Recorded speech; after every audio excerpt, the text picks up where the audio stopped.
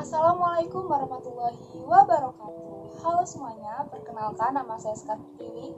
Saya merupakan mahasiswi semester 5 Prodi Pendidikan Ekonomi di Fakultas Keguruan dan Ilmu Pendidikan Universitas Muhammadiyah Profesor Dr. Hamka. Nah, pada kesempatan kali ini saya akan melaporkan rangkuman mengenai kegiatan PLP 1 yang telah kami laksanakan dengan baik.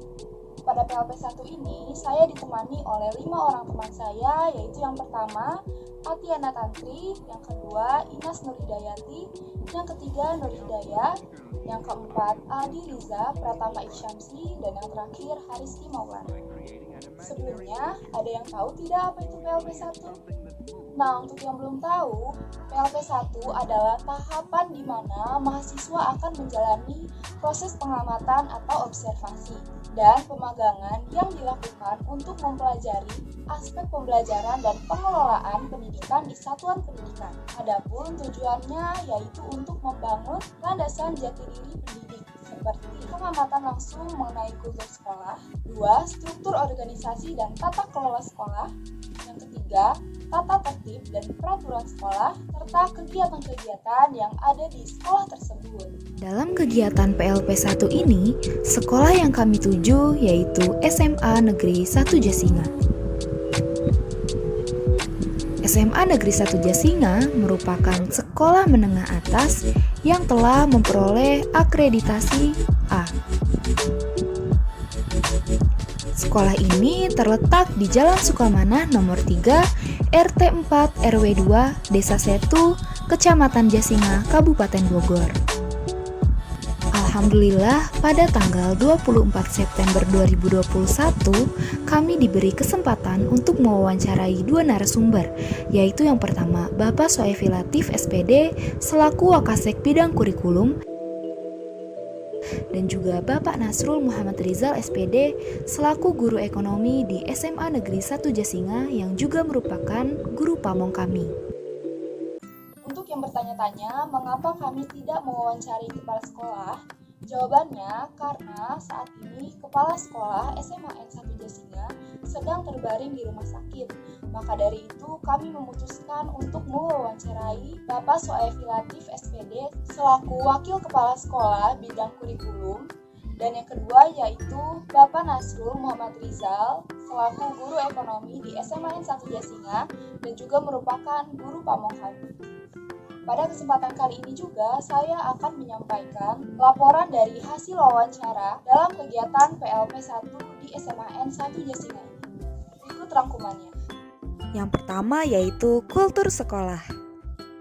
Baik, untuk mengawali laporan ini, poin pertama yang akan saya bahas yaitu mengenai kultur atau budaya sekolah yang juga berkaitan dengan karakteristik umum peserta didik. Di SMA N1 Jasinga ini, beberapa kultur atau budaya yang wajib dipatuhi oleh seluruh warga sekolah, yaitu diantaranya yang pertama menerapkan budaya 3S, yaitu seluruh warga sekolah wajib senyum, sapa, salam, sopan dan santun kepada semua orang yang berada di dalam lingkungan sekolah tersebut. Kemudian yaitu yang kedua menerapkan budaya 7K, di mana seluruh warga sekolah harus menerapkan prinsip keimanan, keamanan, kebersihan, keindahan, ketertiban, kekeluargaan, dan juga keindahan. Karena pada dasarnya SMA N1 Jasinga ini adalah sekolah yang hijau, asri, dan juga menerapkan landasan keindahan. Yang selanjutnya yaitu religius, agamis, dan hijau. Kenapa hijau? Karena merupakan ciri khas sekolah ini. N1 Jasinga ini merupakan satu-satunya sekolah di Kabupaten Bogor yang memiliki lapangan hijau dan asri. Struktur organisasi dan tata kelola sekolah. Struktur dan tata kelola sekolah SMA Negeri 1 Jasinga. Yang pertama pasti diawasi oleh komite sekolah, kemudian jabatan tertinggi terdapat pada kepala sekolah, Lalu di sebelah kiri ada staf TU dan di sebelah kanan ada bendahara-bendahara. Yang pertama ada bendahara BOS atau BOP dan yang kedua ada bendahara P2S. Selanjutnya ada 4 wakasek di berbagai bidang. Yang pertama bidang kurikulum, kedua bidang kesiswaan, ketiga bidang hubungan masyarakat dan yang terakhir bidang sarana dan prasarana. Kemudian yang terakhir adalah Dewan Guru. Peraturan dan tata tertib sekolah. Selanjutnya yaitu peraturan dan tata tertib di SMAN 1 Jasinga. Yang pertama yaitu kehadiran. Kehadiran harus 100%. Apabila presentase kehadiran kurang dari 75%, maka akan mendapatkan sanksi berupa pemanggilan orang tua. Kemudian yang kedua yaitu jam datang, di mana seluruh siswa, guru, dan warga sekolah wajib datang tepat waktu sesuai jadwal yang telah ditentukan. Selanjutnya yaitu pakaian. Wajib berpakaian dan berpenampilan rapi sesuai ketentuan dan jadwal yang telah ditentukan. Kemudian adanya reward dan juga sanksi. Nah, sebelum membahas sanksi, alangkah baiknya kita membahas hal-hal positifnya dulu, yaitu mengenai siswa yang berprestasi, yaitu pemberian reward. Adapun reward siswa berprestasi di SMA Negeri 1 Jasinga. Yang pertama, pembebasan SPP 1 semester full untuk siswa yang meraih juara umum. Kedua yaitu pembebasan SPP selama 3 bulan untuk siswa yang meraih juara kelas. Namun, karena pandemi ini, pembayaran SPP diberhentikan. Nah, dari itu, program reward ini tidak berlaku untuk saat ini. Selanjutnya yaitu sanksi. Bagi siswa yang melakukan pelanggaran ringan, maka sekolah memberikan teguran secara lisan oleh BK dan juga wali kelas. Contohnya yaitu tidak disiplin berpakaian. Yang kedua yaitu pelanggaran sedang, berupa pemanggilan orang tua. Contohnya yaitu melakukan hal yang tidak terpuji di lingkungan sekolah, seperti merokok dan melakukan hal-hal negatif lainnya. Yang terakhir yaitu pelanggaran berat, mana wali kelas dan juga guru BK memvisit ke rumah orang tua siswa yang melakukan pelanggaran, kemudian diberikan surat pemberhentian. Contohnya, siswa yang banyak alfa atau bolos sekolah. Kegiatan ekstrakurikuler. Pertama yaitu pramuka, yang kedua ada TOP yaitu basket, sepak bola, voli, dan karate. Ada KIR, ada ASRI, band dan degung, dan juga ada PMR, Paskibra, Rohis, Koperasi Siswa, Broadcast, Drum Band, dan juga English Club. Kegiatan seremonial. Selanjutnya, kegiatan seremonial atau formal. Nah, yang pertama ada kegiatan sebelum pandemi COVID-19 ini.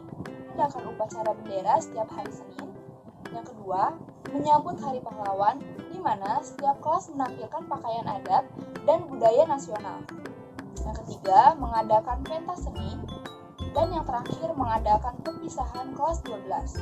Namun, pada saat pandemi ini, SMAN 1 Jasinga memutuskan untuk melaksanakan perpisahan kelas 12 secara online dan offline, memakai beberapa sesi agar tidak terjadi kerumunan. Kegiatan positif. Nah, setiap tahunnya SMAN 1 Jasinga ini mengadakan Smart Trend, yaitu kegiatan kerohanian khusus Islam, khusus mengisi pengajian Ramadan atau yang biasa kita sebut dengan pesantren kilat. Termasuk selama pandemi ini, kegiatan tersebut tetap dilakukan secara offline dengan menerapkan protokol kesehatan. Yang kedua yaitu program One Week One Juice, yaitu di mana semua guru dan karyawan di SMA Negeri 1 Jasinga setiap minggunya wajib khatam Al-Quran. Kemudian, sebelum siswa-siswinya mengadakan kegiatan KBM, mereka wajib membaca Al-Quran atau tadarus Al-Quran. Selanjutnya yaitu pemeriksaan tata tertib oleh MPK atau OSIS ke kelas-kelas. Dan yang terakhir, setiap siswa bertemu guru harus bersalaman. Namun, selama pandemi ini diganti menjadi salaman tanpa menyentuh. Dan yang terakhir, selama pandemi ini, SMAN 1 Jasinga selalu menerapkan protokol kesehatan, yaitu mencuci tangan, di ruang kelas diterapkan jumlah maksimal peserta didik, menerapkan etika batuk atau bersin, dan setiap sudut sekolah terdapat hand sanitizer, siswa pun memakai masker, pengecekan suhu, jaga jarak, dan sistem shifting. yaitu sistem bergiliran rombongan belajar. Adapun kegiatan positif yang baru-baru ini dilakukan yaitu pemberian vaksin untuk siswa-siswi SMA Negeri 1 Jasinga. Hal yang disiapkan sebelum KBM. Hal-hal yang disiapkan sebelum kegiatan belajar dan mengajar. Yang pertama, guru menyiapkan perangkat pembelajaran seperti RPP atau rencana pembelajaran agar ketika mengajar ada hal-hal yang harus dilakukan dan dicapai baik oleh guru maupun oleh siswa. Kedua, menyiapkan media pembelajaran, di mana media pembelajaran ini disesuaikan dengan materi ajar dan disesuaikan juga oleh kelas. Yang paling disukai oleh siswa-siswi yaitu pembelajaran berbasis audiovisual, contohnya animasi dan juga film pendek. Alasannya karena media pembelajaran audiovisual menampilkan audio dan juga video yang sangat relate atau dekat dengan kehidupan mereka. Pembelajaran yang dilakukan semanja selama pandemi COVID-19. Sebelum pandemi COVID-19 ini, pembelajaran full dilakukan dengan pembelajaran tatap muka atau yang biasa kita sebut dengan luring. Namun, pada saat pandemi COVID-19 ini, pembelajaran dilakukan secara online dan juga offline atau yang biasa kita sebut dengan blended learning, di mana pembelajaran dibagi menjadi beberapa sesi atau menjadi beberapa kelompok dalam satu minggu. Setiap Senin, Rabu, dan Jumat, pelajaran dilakukan secara offline dengan tetap menerapkan protokol kesehatan. Kemudian sisanya yaitu hari Selasa dan Kamis dilakukan secara online dengan menggunakan e-learning Semanjas dan juga Meeting, Google Meet, dan juga untuk pengumpulan tugas dilakukan di Google Classroom. Setiap harinya, pembelajaran offline dilakukan pada pagi hari yaitu jam 7 pagi dan juga sesi siang yaitu jam 1 siang. Kalau ditanya efektif atau tidak, menurut guru pamong kami, awal pembelajaran tentu tidak efektif karena siswa yang mengikuti pembelajaran secara daring terkendala koneksi internet ataupun kuota.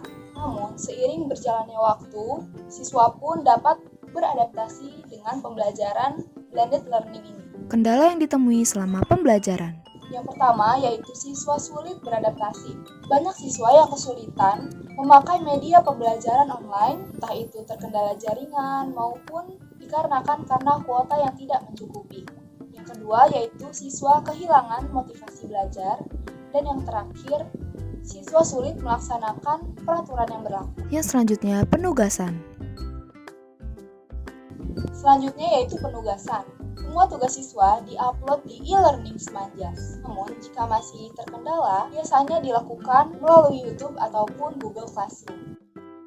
Penilaian. Kemudian ada penilaian. Nah, penilaian ini kita bagi menjadi dua, yaitu yang berkaitan dengan proses belajar dan juga penilaian tertulis. Yang pertama, penilaian proses belajar, ada absen atau kehadiran siswa, yaitu siswa harus hadir 100%. Kedua, keaktifan siswa selama pembelajaran. Yang ketiga, keseriusan siswa dalam memperhatikan pelajaran. Nah, yang berkaitan dengan penilaian tertulis yaitu penilaian ulangan harian dan juga PTS. Yang terakhir yaitu penilaian proyek. Cara memotivasi siswa selama pembelajaran di masa pandemi COVID-19. Yang pertama, guru mengingatkan siswa-siswinya akan tujuan mereka untuk bersekolah. Yang kedua, yaitu guru menggunakan metode pembelajaran yang beragam dan bervariatif. Ketiga, menciptakan suasana belajar yang menyenangkan agar siswa tidak bosan selama kegiatan pembelajaran. Baiklah, sekian pemaparan laporan hasil wawancara kegiatan PLP1 yang telah saya laksanakan ini. Semoga bermanfaat. Terima kasih atas perhatiannya. Wassalamualaikum warahmatullahi wabarakatuh.